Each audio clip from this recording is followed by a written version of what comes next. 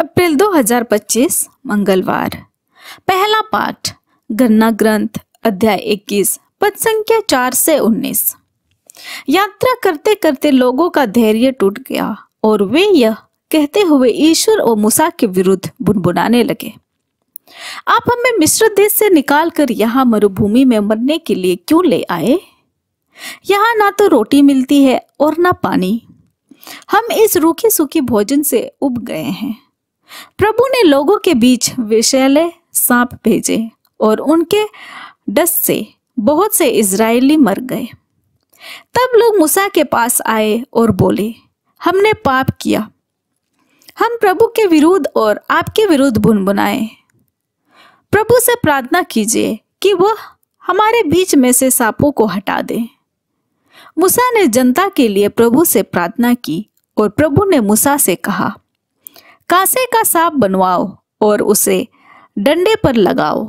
जो सांप द्वारा काटा गया वह उसकी ओर दृष्टि डाले और वह अच्छा हो जाएगा।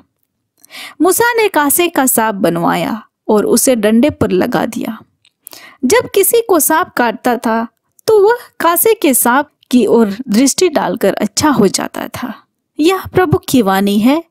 ईश्वर को धन्यवाद। भजन अनुवाक्य। हे प्रभु, मेरी प्रार्थना सुन, मेरी दुहाई तेरे पास पहुंचे। हे प्रभु, मेरी प्रार्थना सुन, मेरी दुहाई तेरे पास पहुंचे। संकट के समय तू मुझसे अपना मुख न छिपा।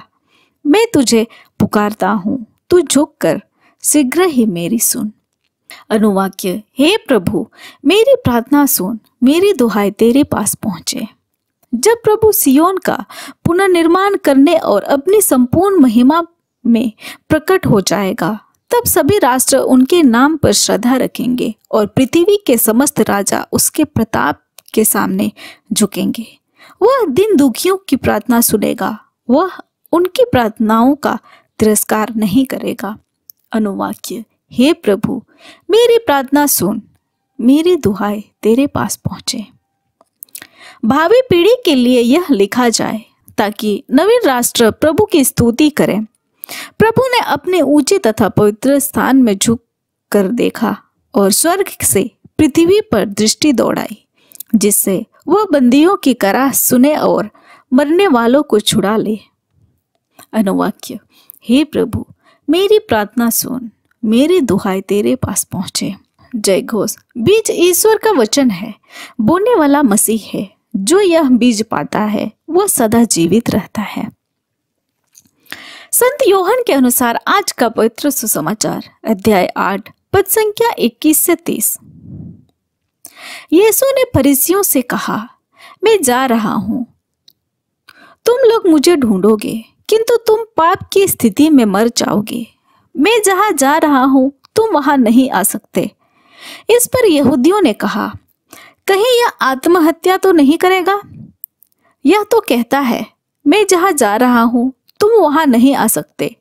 यीशु ने उनसे कहा, तुम लोग नीचे के हो, मैं ऊपर का हूं। तुम इस संसार के हो, मैं इस संसार का नहीं हूं। इसलिए मैंने तुमसे कहा कि तुम पाप की स्थिति में मर जाओगे। यदि तुम विश्वास नहीं करते कि मैं वही हूं तो तुम पाप की स्थिति में मर जाओगे। तब लोगों ने उनसे पूछा, आप कौन है? यीशु ने उत्तर दिया, इसके विषय में तुम लोगों से और क्या कहूं? मैं तुम लोगों को बहुत सी बातों में दोषी ठहरा सकता हूं, किंतु मैं संसार को वही बताता हूं जो मैंने उससे सुना है, जिसने मुझे भेजा है, क्योंकि वह सच्चा है। वे नहीं समझ रहे थे कि वह उनसे पिता के विषय में कह रहे हैं। इसलिए यीशु ने कहा, जब तुम लोग मानव पुत्र को ऊपर उठाओगे तो यह जान जाओगे कि मैं वही हूं और मैं अपनी ओर से कुछ नहीं करता। मैं जो कहता हूं वैसे ही कहता हूं जैसे पिता ने मुझे सिखाया है। जिसने मुझको भेजा है वह मेरे साथ है। उसने मुझे अकेले नहीं छोड़ा, क्योंकि मैं सदा वही करता हूं जो उसे अच्छा लगता है।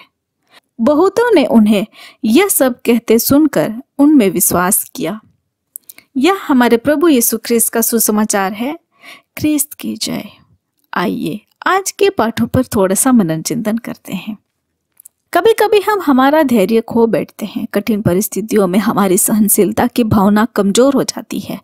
परिणाम यह होता है कि हम क्रोधित होते हैं और एक दूसरे के विरुद्ध बुनबुनाने लगते हैं। इजरायली लोग भी मरुभूमि में लंबी यात्रा और बिना भोजन एवं पानी के कारण परेशान हो चुके थे, इसलिए वे ईश्वर और मूसा के विरुद्ध बुनबुनाने लगते हैं। ईश्वर के विरुद्ध बुनबुनाने का परिणाम यह होता है कि वे विषैले सांपों के शिकार हुए। मूसा ने जनता के लिए प्रभु से प्रार्थना की।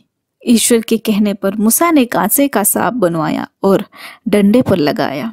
जो भी सांप द्वारा काटा गया उसने उसकी ओर दृष्टि डाली और चंगा हो गया। फरीसियों और यहूदी नेताओं को भी यीशु के विरुद्ध बुनबुनाने की आदत लग चुकी थी। यीशु के बार बार समझाने पर भी वे उनके बातों को समझने को तैयार नहीं थे। प्रभु यीशु कहते हैं, मैं तुम लोगों को बहुत से बातों में दोषी ठहरा सकता हूँ, लेकिन जब तुम लोग मानव पुत्र को ऊपर उठाएंगे तो इन सब बातों को जान जाओगे। क्रूस से हमें प्रभु यीशु की सबसे बड़ी शिक्षा मिलती है। क्रूस एक ऐसी पाठशाला है जिसमें हम जीवन के सबसे महत्वपूर्ण शिक्षा ग्रहण कर सकते हैं। आमीन। आप सभी को जय यीशु।